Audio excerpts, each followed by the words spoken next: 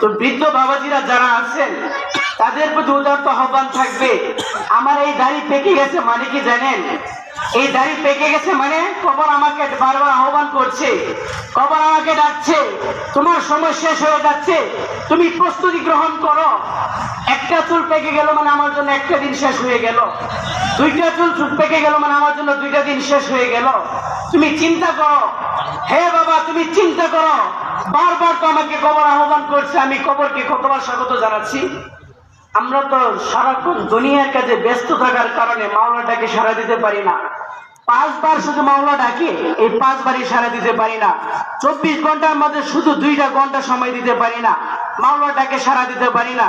যখন মারা যাব সন্তান কোনো কাজে আসবে না, সন্তান তার পিতা থেকে পলায়ন করবে, স্ত্রী তার স্বামী থেকে পলায়ন করবে, মা তার সন্তান থেকে পলায়ন করবে, এবার সকলেই পলায়ন করবে। হাসরের মধ্যে